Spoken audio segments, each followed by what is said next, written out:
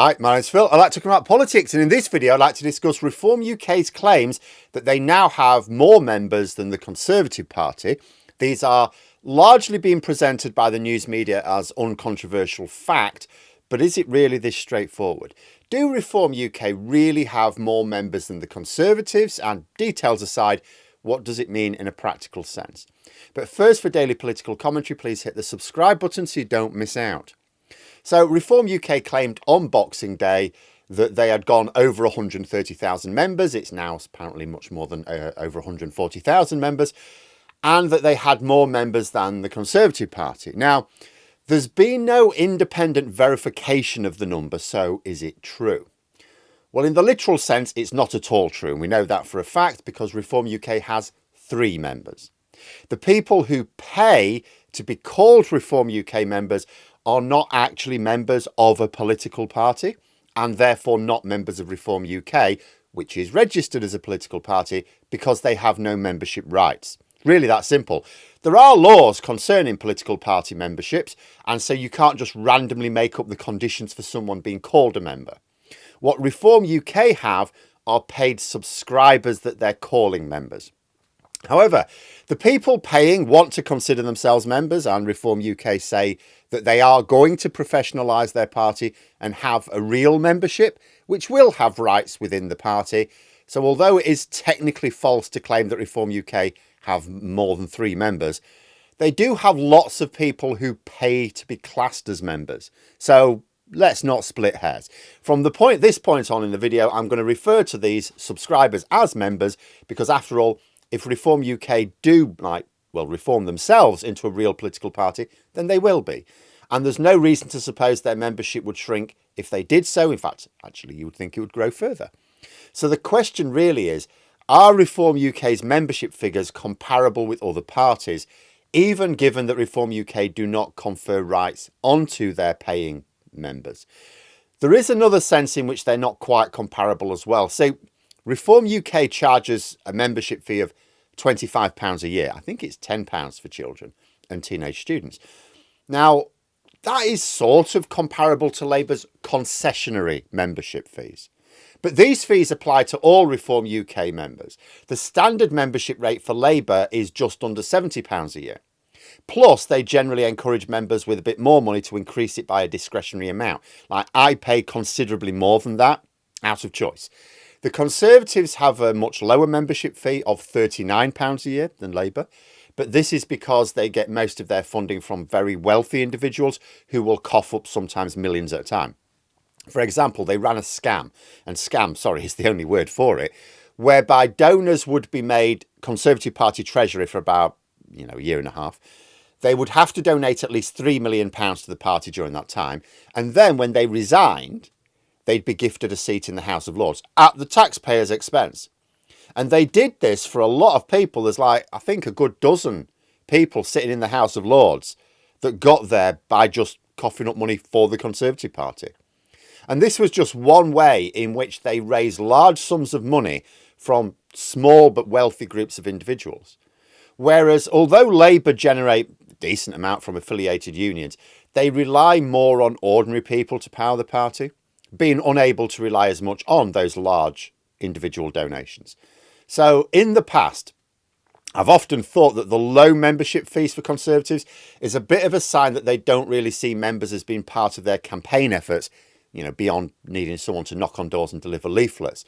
It's a bit like if an MP, they get paid whatever it's about £90,000 a year. So that's their job. But if they do second jobs, people like Nigel Farage, by far and away the worst offender, but there's plenty of MPs. If they have second jobs that are paying a few £100,000, a few million sometimes, where's their focus? Is it on the job as an MP representing people for £90,000 a year, or is it on other interests for which they're getting hundreds of thousands or maybe millions of pounds a year?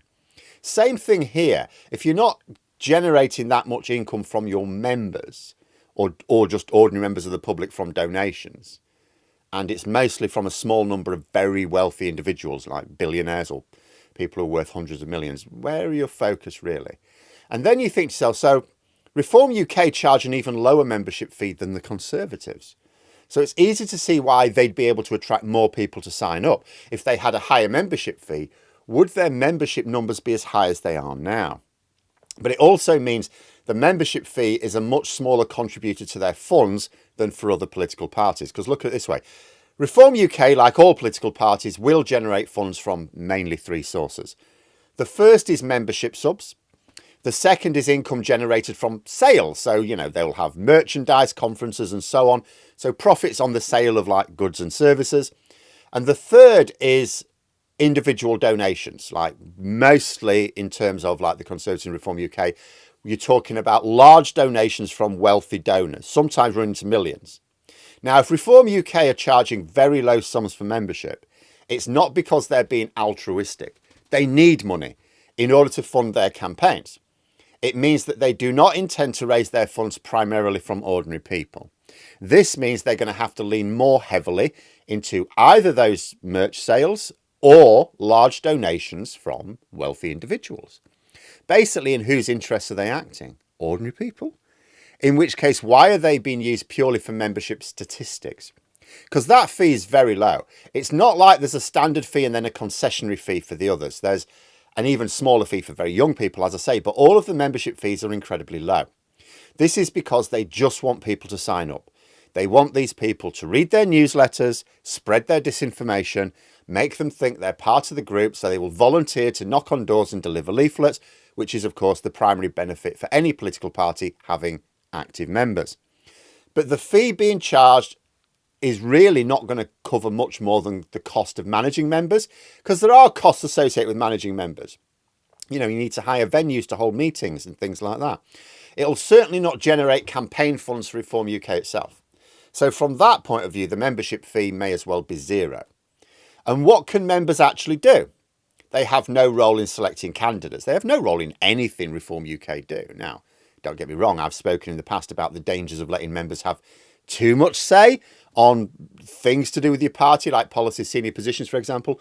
Party members are generally way out of kilter with voters, even for that party.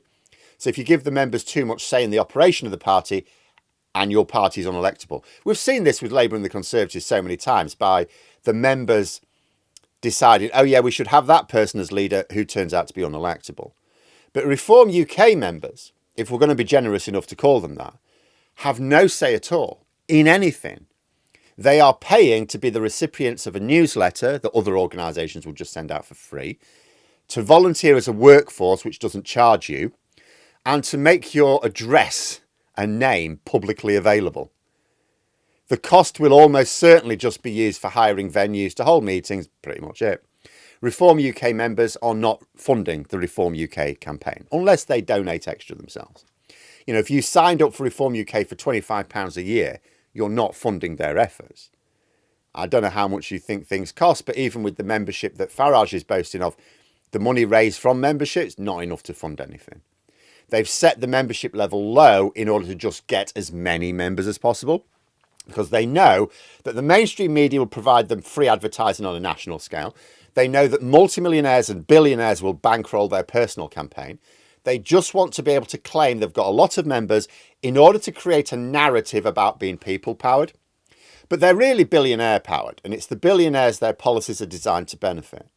So why do Reform UK want to be able to boast huge membership numbers?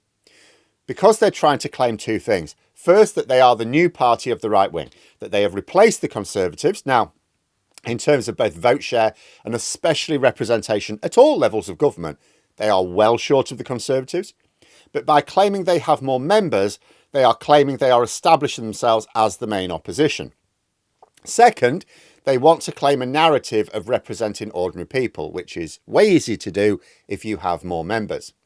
This will be why the membership fee is so low. They need to cover the costs of managing those members, because despite their hopes, they haven't yet been given a silly amount of money by dodgy billionaires yet. But they want to make sure that they can manage the membership, but not charge so much that it puts people off. They want to charge as little as possible to cover those costs and make it as easy as possible for people to sign up. Basically, as well as trying to build up a volunteer force of activists, which they are in desperate need of, this is about presenting a narrative in order to persuade people that voting Reform UK is more mainstream than it really is. They're normalising themselves in people's minds. But there we are. Those are my thoughts. Let me know yours in the comments below. If you've enjoyed the video, please click the like button and subscribe for further content. If you'd like to support the channel further, you can click the join button for memberships. Thanks for watching, and until next time, I'll see you later.